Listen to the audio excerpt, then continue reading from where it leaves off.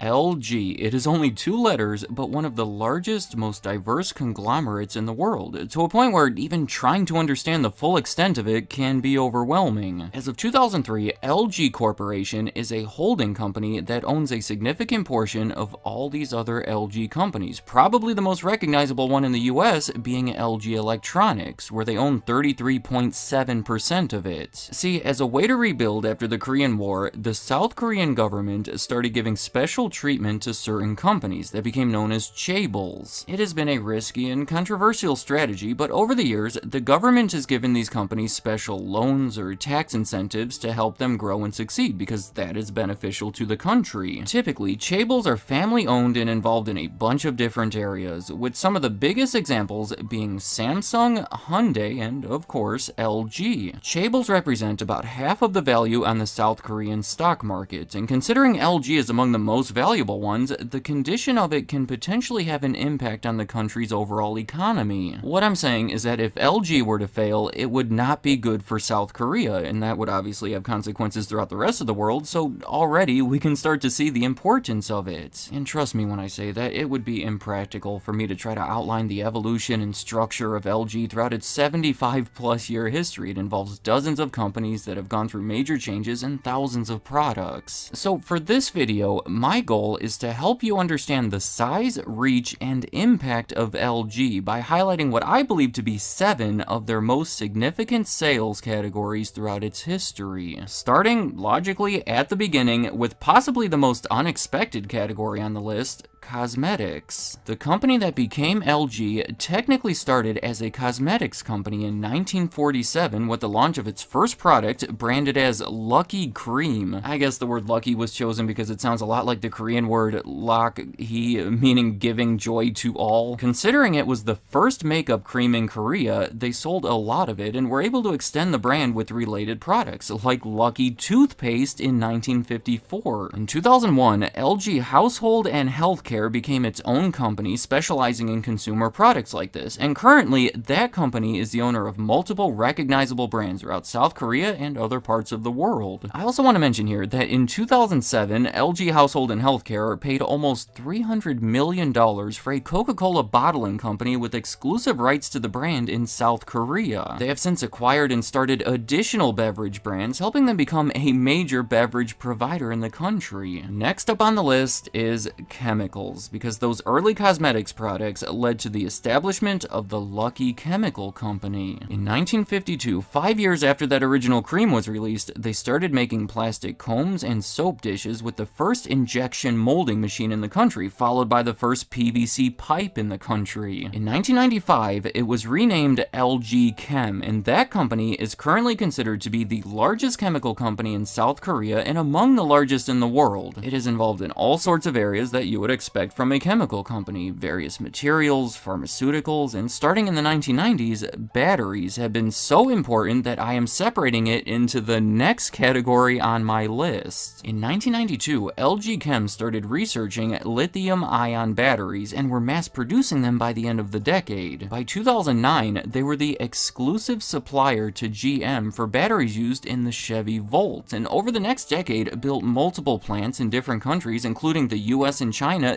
dedicated to the production of electric vehicle batteries. In 2020, they said that the demand for these batteries was so high that they would spin that segment off into its own company called LG Energy Solution that is currently valued at around $50 billion on the stock market. A lot of that valuation stems from the fact that they provide batteries to most of the major automakers, including GM, Ford, Toyota, and Tesla. And on top of that, they make batteries for a bunch of other devices, including phones, laptops, even electric bicycles and power tools. I know I've been moving fast here, but I'm going to slow down a little bit as I go back to the list with another major product category for LG: appliances. They have been making appliances going all the way back to 1958 when they made their first electric fan under the brand name Gold Star that soon became a widely recognizable brand. That right there was the name attached to their first radios the following year, along with their first refrigerators, water washing machines, and televisions in the 1960s, all of which they claim were the first to be mass-produced within the country. Early on, their strategy was to establish themselves and grow their operations by making simple, inexpensive appliances to be sold domestically before raising their quality and becoming more of a global brand starting in the 1980s. By 1995, they were widely recognized under two separate brand names, Lucky for the cosmetics and chemicals, and Gold Star for the appliances and electronics.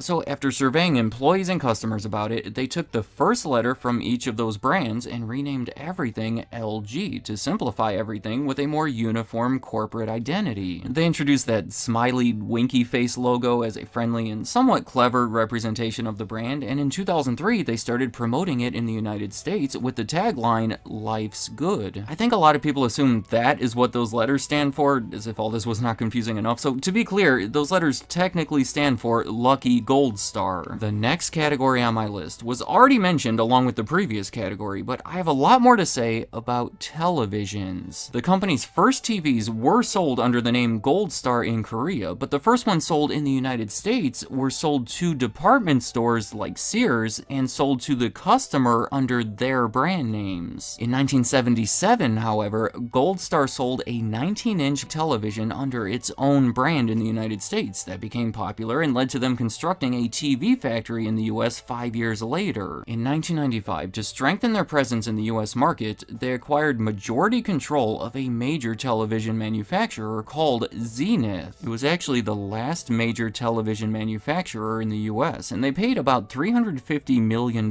for it. Throughout the 1990s, they had also been researching and developing liquid crystal displays, LCDs, that ultimately led to a joint venture with LG Electronics and Philips by the end of the decade, called LG Philips LCD. Throughout the 2000s, that company made a lot of innovations, developing the first 42-inch, 52-inch, 55-inch, and 100-inch HD TV LCD displays. In 2008, Philips left that partnership, and shortly after, the company was renamed LG Display. In the years since, they have been transitioning away from LCD displays toward OLED displays, selling the last of their LCD factories to TCL in 2025. I feel like I'm really saying a lot of letters here. Well, the OLED displays are used in televisions, computer monitors, vehicles, even cell phones, including some iPhones, and that gives me the perfect transition into the next category, cell phones. Now, I should be clear that even though LG Display still makes display panels for cell phones, and LG Energy Solutions still makes batteries for cell phones, and LG Innotek makes components for cell phones, LG Electronics no longer makes the actual phones. But I really felt like I should keep it on the list because LG used to be a top 3 cell phone manufacturer. I will admit that there was a time when I knew about LG primarily because of their cell phones. Their first one came out in 2002, but the one that I remember the most is the LG Chocolate from 2006. It sold over 20 million units, and to be honest, I probably would have tried to get one if I were a Verizon customer. I mean, it would literally be coming out of chocolate in the commercials, and then the number pad would slide out from the bottom. I remember that being a pretty cool design at the time, and a lot of these LG phones were known for having unique designs and innovative features. I have to respect the fact that LG was one of the few brands that remained popular once smartphones started taking over. Oddly enough, and you might not believe your ears when you hear this, but I promise, LG teamed up with the fashion brand Prada to release a touchscreen phone months before the iPhone came out, and then practically accused Steve Jobs of copying the design of it. In 2010, LG released their first official smartphone, the Optimus One, and as late as 2013, they were the 3rd largest smartphone maker behind Apple and Samsung. However, over the next few years, the segment started losing market share. It was reporting major losses, so they announced that they would be shutting it down so they could shift that focus over to more promising areas. Finally, the last category I want to talk about today is communications, because I want to draw attention to the fact that LG has a major presence in something that has very little to do with chemicals or electronics. In the 1990s, shortly after telecommunications were deregulated in South Korea, LG started its own telecom company called, well, LG Telecom. In 2010, the name of it was changed to LGU+, and it continued on to become the 2nd largest wireless provider in the country with something like 20 million subscribers. business. I do not have too much more to say here, other than the fact that you can see how the different businesses complement or relate to each other. So you could see how, especially if you live in South Korea, it can be hard to avoid LG. It has become an important part of multiple industries throughout its home country and many other parts of the world. So that is the list of what I believe to be the most significant and the most interesting parts of LG, but I want to be clear that it is not a complete list. I have yet to mention their semiconductors as part of LG Innotek, their IT services called LG CNS, which stands for Consulting and Solutions, their advertising agency, or LG Sports. That company includes a professional baseball team in Korea called the LG Twins and a basketball team called the LG Sakers. So you can see how all of this just keeps on going, depending on how deep you want to get into it. Again, my intention here was to provide an overview of the most important parts of LG throughout its history. So with that in mind, tell me if you think something should be added or subtracted from the list. And also, let me know in the comments, what do you think about LG? Has the unusual structure and evolution of it resulted in some good products and a strong brand, or do you feel differently about it? In reality, a lot of their products and services do not reach everyday consumers, and even when they do, a lot of the time it can be hard to realize it, helping explain why LG is in fact bigger than you know. But as far as the stuff that you do know about, maybe you have a television or a refrigerator made by LG, what do you think about it? Oh, and if anyone out there has ever owned that LG chocolate cell phone or any of the others, how was it? Because I never got to own one, and I'm just curious about how they were. And any other thoughts you have about LG or any of their numerous businesses, leave them in the comments. I'd like to hear what you have to say.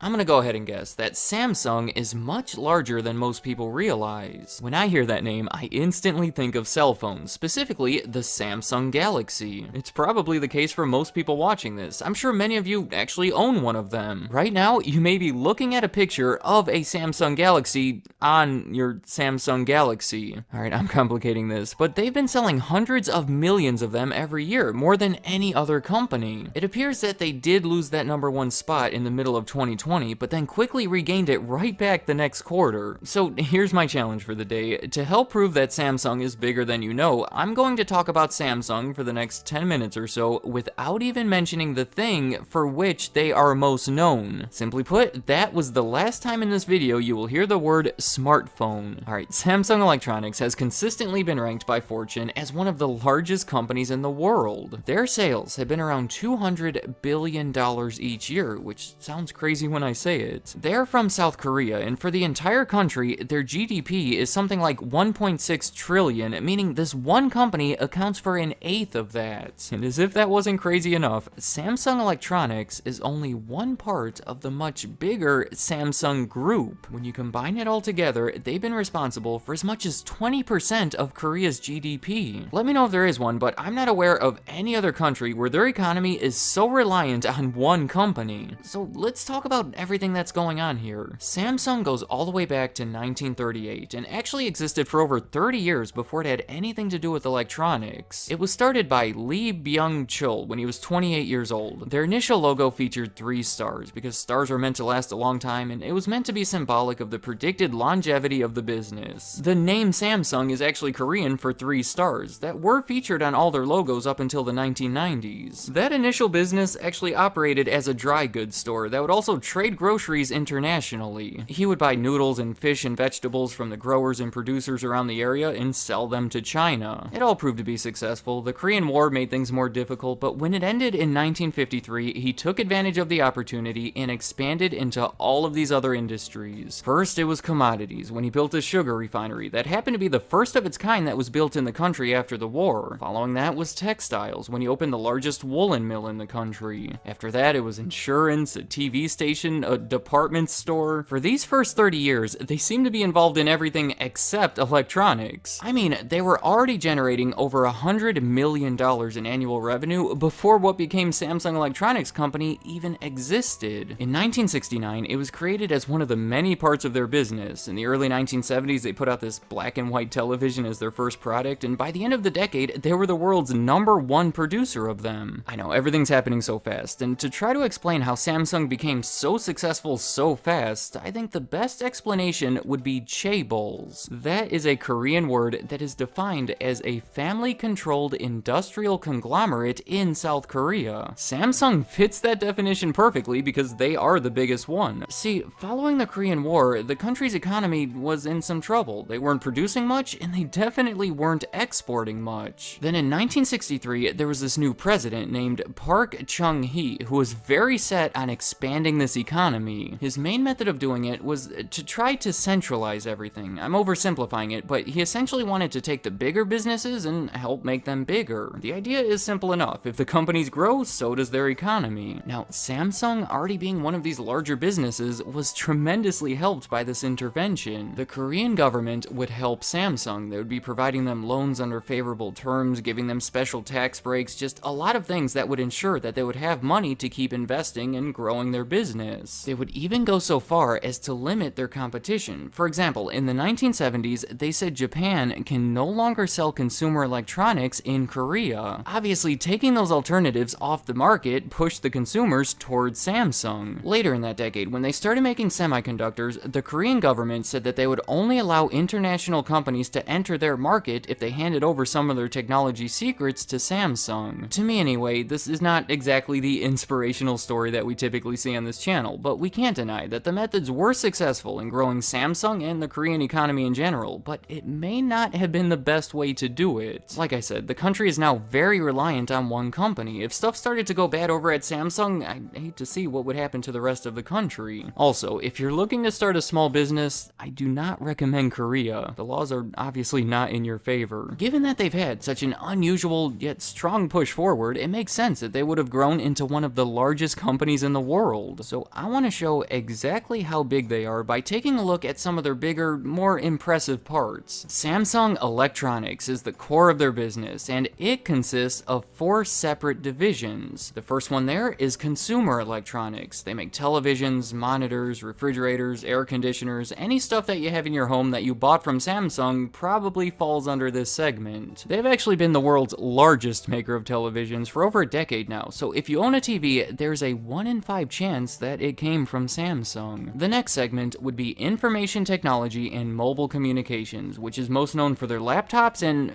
something else that I promise not to mention. The third segment is device solutions, which has to do with memory and displays. Actually, Samsung has made quite a few of the displays and chips that have gone into iPhones over the years, so there you go. Even if you buy an iPhone, Samsung is making money from it. The final division under Samsung Electronics is Harman. It's a company that they bought in 2017 for $8 billion that deals mostly with connected car systems and things like that. It was actually their biggest ever acquisition, which really means something when it comes to Samsung. Alright, that covers the electronics, but there are still some major things that I've yet to mention. Samsung Heavy Industries. They started shortly after the electronics in 1974 and, believe it or not, specialize in making ships. Over the last almost 50 years, they've built over 1,200 of them. I'm talking about massive drill ships, carriers, tankers, even cruise ships. On top of that, they also make these big cranes, and they used to make forklifts. Given that the average person is not buying ships or really even encountering them too often, this is probably a part of Samsung that you didn't know about. And I have more. How about the Samsung Foundation? This is a non-profit portion of the company that owns and operates a hospital in Seoul, South Korea called Samsung Medical Center. I'm just guessing that most people are unaware that there is a Samsung Medical Center. That just sounds strange to me. I guess to go along with that, I should also mention that Samsung is also closely tied to a university in Korea as far as major funding and sponsorships. Another big one would be Samsung Construction and Trading. This right here, to me anyway, it may be the most unexpected part. It's mainly a construction company that makes buildings and infrastructure. They've helped make some sizable bridges, tunnels, roads, power plants all around the world. They even build skyscrapers. It's in a big way too. After I say this, you're probably going to want to leave and double check it, but believe me when I say the tallest building in the world was actually built by Samsung. That was in 2010, and to go even a step further, the building that it passed, the one that was the tallest building before that, was also built in part by Samsung. I'll admit that this one is hard to follow, but there is still more. This one no longer exists, but it's definitely worth mentioning. Samsung Aerospace. In the 1980s, they manufactured jet engines and helicopters helicopters, and later went on to make fighter jets and tanks for the Korean military. They also had major deals in place to supply parts to the world's largest airplane manufacturer, which of course was Boeing. Considering Samsung Aerospace has not existed since the 1990s, I won't say too much more about it. I just thought that you should know Samsung did in fact produce military vehicles. Okay, the final thing I want to highlight is Samsung Life Insurance. Do you remember when I said they started providing insurance in the 1950s? Well, that has since evolved into Samsung Life Insurance. As the name implies, they provide life and health insurance, but again, it's in a big way. This company alone, Samsung Life Insurance, without all the other stuff I mentioned, makes almost $30 billion a year, and because of that, consistently ranks on Fortune's list of the world's 500 largest companies. You know, I think it'll really drive this home if I summarize all of this by listing out all the things that I've mentioned in this video that Samsung either currently provides or has provided in the past. And to make it fun, I'm going to try to do it in one breath, so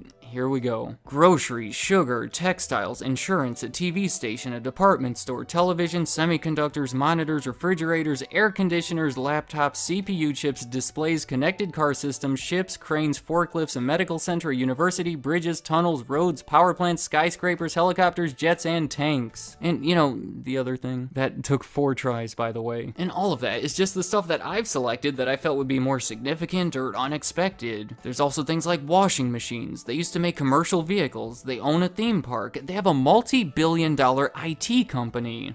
It's too overwhelming. Do you know how big a company has to be to where all of this stuff doesn't even make the main list? I'm out of breath. I'm just gonna end it here. Let me know in the comments. Have I proven my point? Is Samsung bigger than you thought it was? Because I refuse to believe that the average consumer realizes the extent of this company. And I'd be curious to know, what part of all this did you find to be the most surprising? And like I said, this is far from everything, so if you happen to know about anything else that we might find interesting, please let us know. And any other thoughts you have about Samsung, their ridiculous size, or even the Korean economy, leave them in the comments. I'd like to hear what you have to say.